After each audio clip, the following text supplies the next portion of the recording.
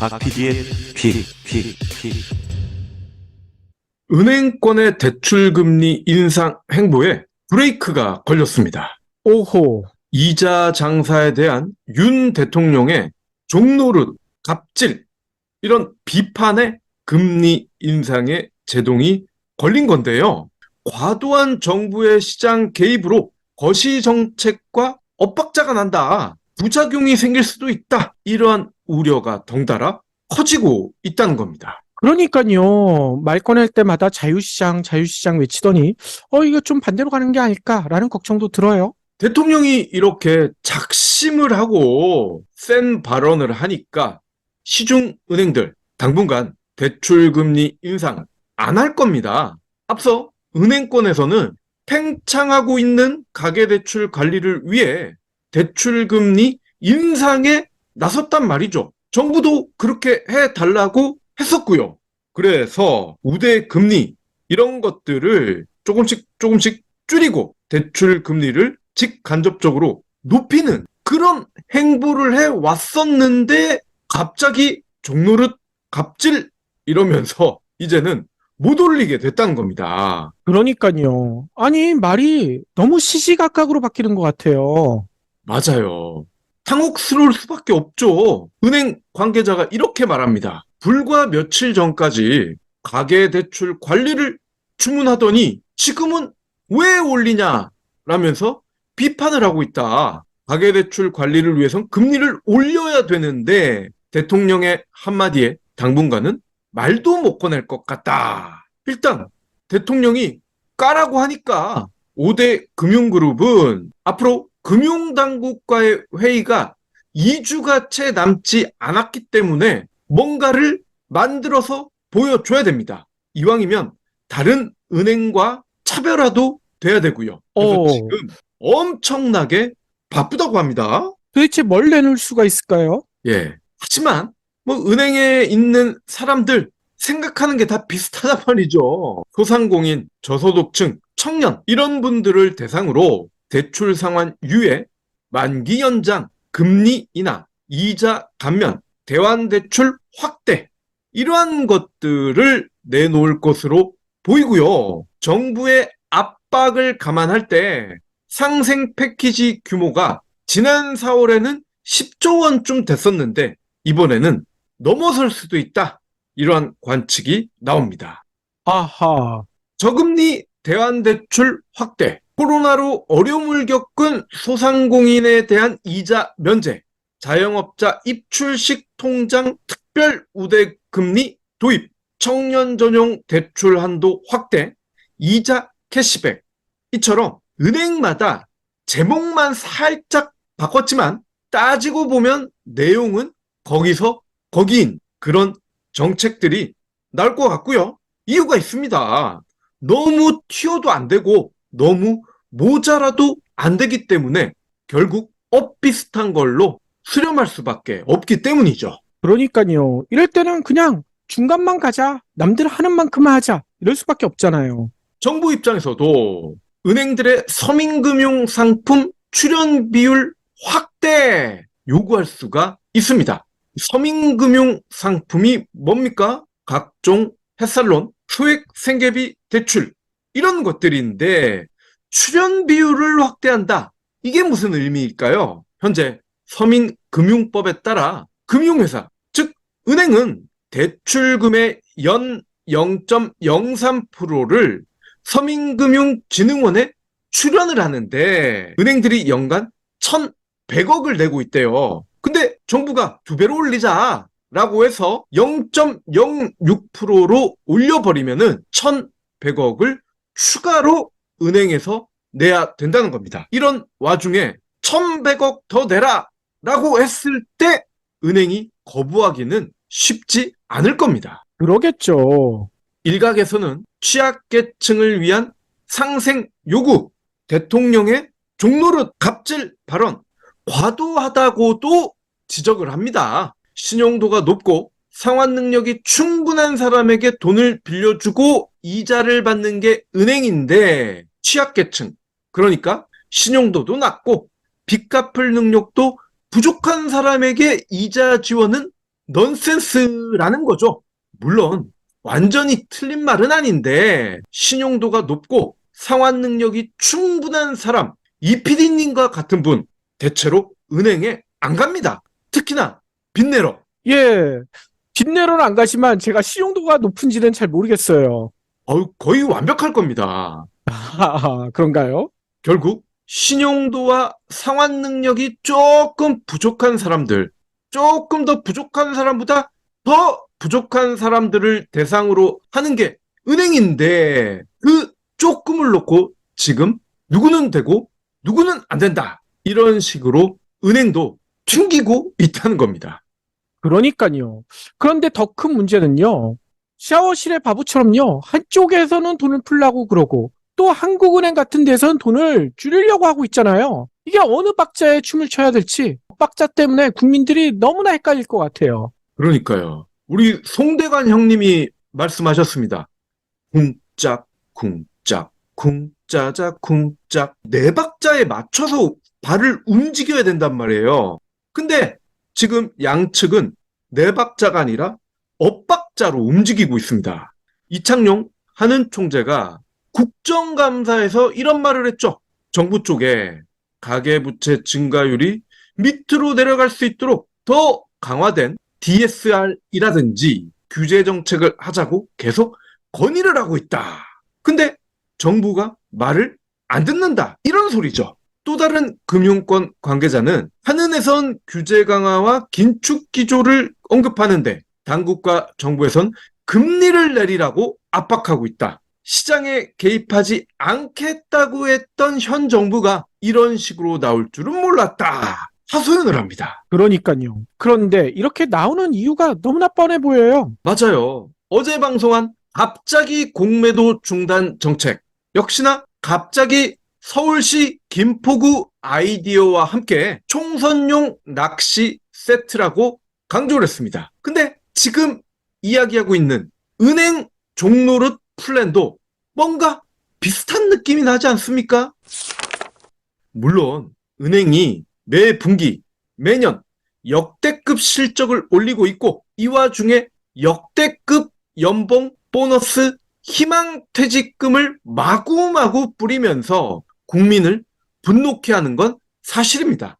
중요한 건 분노를 일시적으로 줄이는 화풀이용 정책과 분노를 중장기적으로 없애는 근본적인 정책은 다르다는 점입니다. 그러니까요. 아니, 게다가 대통령이 이렇게 화를 내는 거 한 번으로 화끈하게 화를 내고 그거에 대해서 대책을 마련해서 개선해야 되는데, 은행에 대해서 화를 낸 건 이번이 처음이 아니잖아요. 지난해도 했잖아요. 근데 그 다음에 오히려 은행들이 더 많은 돈을 벌고 더 많은 부작용이 벌어지고 있는데 그동안 뭐 한 겁니까? 그 사이에 아무것도 안 해놓고서 또 다시 화를 낸다? 이건 너무 이상한 것 같아요. 조금씩 자주 하는 거, 찔끔찔끔 자주 하는 거, 이게 특정 행위와 연관이 된다, 이렇게 볼 수도 있는데, 그 행위 방송 마지막에서 공개하겠습니다. 어제 미국의 한 거물이 서울 명동에 나타났습니다.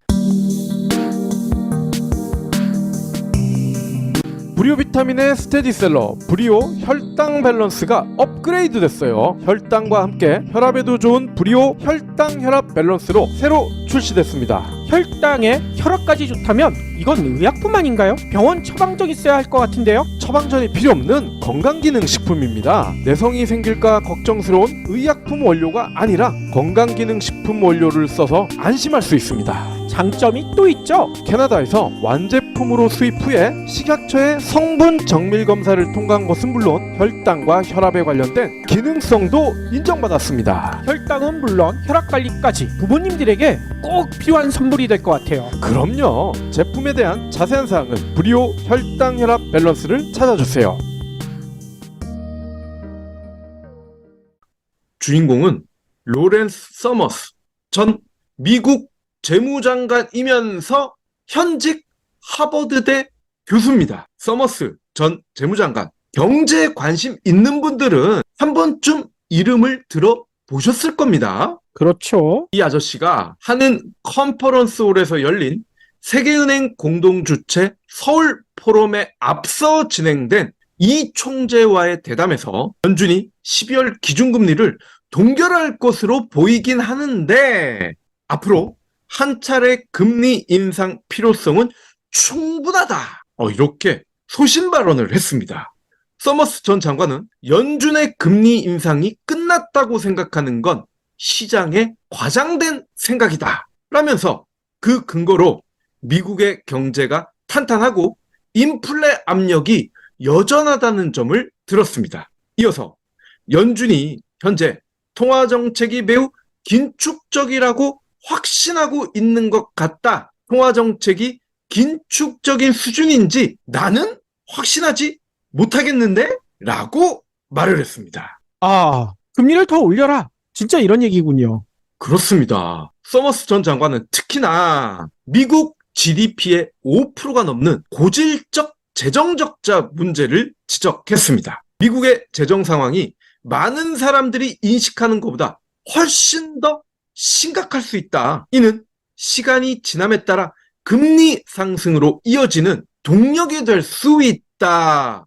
이렇게 경고 아닌 경고를 하더라고요. 그렇군요. 아니 이렇게 되면 경불진에서도 여러 차례 얘기했던 미 전문가들이 강조하는 하이어 포 롱거, 이 고금리가 아주 오래 지속될 수 있다. 뭐 이렇게 볼 수밖에 없다는 거잖아요. 맞습니다. 그렇게 되면 우리나라 경제 더 심한 고금리의 하방 압력에 노출이 되겠죠. 공교롭게도 같은 날 민간 연구기관인 한국금융연구원 여기가요. 우리나라의 경제 성장률 전망치를 올해는 1.3%, 내년은 2.1%로 제시했습니다. 1%, 2%. 처참하죠. 이 총재가 왜 미국의 국간을 주물렀던 하버드대 총장까지 했던 경제 거물을 명동으로 초대했을까요? 금리를 높여서 가계대출을 낮춰야 경제위기 폭탄을 제거할 수 있는데 대통령과 금융당국이 말을 안 듣네? 내가 해서 안 듣는다면 하버드대 교수이면서 미국 재무장관을 지낸 양반이 말하면 듣겠지? 라고 생각하지 않았을까요? 그러니까요. 그런데 이 이야기는 이 총재 너무 비겁하다라고 볼 수밖에 없을 것 같아요. 한은은 엄연히 정부로부터 독립된 독립기관입니다. 금융정책에 대해서는 가장 권한이 많아요. 할 수 있으면 자기들이 금리 높일 수 있거든요. 그런데 대통령의 눈치를 본다는 건 정치를 하겠다. 이 이야기밖에 안 되는 거 아닌가요? 그렇습니다. 지난달 5대 시중은행의 가계대출이 3조 7천억이 불었습니다. 거의 4조 원 수준이에요. 그러면서 6개월째 증가세입니다. 주담대가 전월에 이어 또다시 3조 원가량 늘었기 때문에 가계대출이 이렇게 증가한 거예요. 5대 은행의 가계대출 잔액 지난 5월 1년 5개월 만에 증가세로 돌아선 뒤 6개월 연속 증가했는데 10월 올해 최대 폭으로 증가를 했습니다. 은행 종노릇 발언이 나오기 전만 해도 정부는 가계대출을 줄이기 위해 풀었던 규제를 다시 조이기 시작했습니다. 그런데 갑자기 또 은행 대출 금리를 낮추라면서 윽박지르고 있습니다. 그것도 상생이라는 단어를 넣어서 감정이입 효과까지 노리고 있습니다. 수많은 다이어트 방법 중에 가장 비추하는 게 약복용 그리고 원푸드라고 합니다. 처음에는 살이 빠지는 듯 싶지만 영양 부족이 와서 건강을 해칩니다. 그럼 어떻게 해야 돼요? 다시 건강 회복을 위해 음식을 더 많이 먹게 됩니다. 다이어트를 한다고 시작한 약복용 혹은 원푸드인데 결국에는 다이어트와 반대되는 행동을 하게 되는 거죠. 결국 원래의 목표였던 체중 감량은 체중 증가가 돼버리고요. 돈은 돈대로 시간과 노력도 그만큼 낭비하게 됩니다. 그러니까요. 그러니까 지금 보이고 있는 은행 때리기도 똑같은 일이 벌어질 것 같아요. 맞아요. 대출 규제를 강화하다가 갑자기 정반대의 행동인 대출금리 낮추기에 들어갔습니다. 이렇기 때문에 총선용 낚시 세트라는 비판을 하지 않을 수가 없다는 겁니다. 은행의 과도한 삥뜯기, 법인세 확대, 일자리 확대, 영업점 유지, 연소득 5천만 원 이하 소상공인 이자 지원과 같은 방법으로 어느 정도 대처가 가능하다고 봅니다. 주담대 대출 금리 낮추기? 이건 누구에게도 도움이 되지 않는다는 겁니다. 당장 주담대 많이 땡긴 영끌한 사람들 도움이 되는 것처럼 보일 수도 있겠죠. 하지만 이거 모두의 마약이자 모두의 폭탄입니다. 요즘 마약 때문에 연예인은 물론이고 일반인들도 피해가 심각하더라고요. 마약은 맞는 그 순간만 기쁩니다. 하지만 그 기쁨이 끝난 이후, 환각이 끝난 그 이후에는 오로지 지옥과 파멸만 남게 됩니다. 현 정부의 이른바 총선용 낚시 세트도 제가 봤을 때는 마약과 다름이 없는 것 같습니다. 그러니까요. 게다가 전략도 잘못됐어요. 이런 낚시 세트 진짜 필요해서 꺼내려면 총선 직전에 꺼내야지. 지금 꺼내면 어떻게 합니까? 지금 꺼내면 효과 없다는 것만 들통나고 오히려 역효과만 날 텐데, 그러면 더 걱정되는 것은 더 많은 이 비슷한 말도 안 되는 정책들을 앞으로 총선 때까지 계속 꺼내야 될 텐데, 도대체 또 뭘 꺼내려고 할 건지. 이 김포 서울시 편입, 그리고 공매도 금지, 거기에다가 은행 때리기, 이 다음에는 또 뭐가 나올까요? 너무나 걱정이 돼요. 경불진 완주해 주셔서 감사합니다. 하트 투척, 댓글 남기기, 링크 공유, 계좌 후원 등 경불진 두 PD에게 힘을 보태주세요. 더 좋은 내용으로 보답하겠습니다.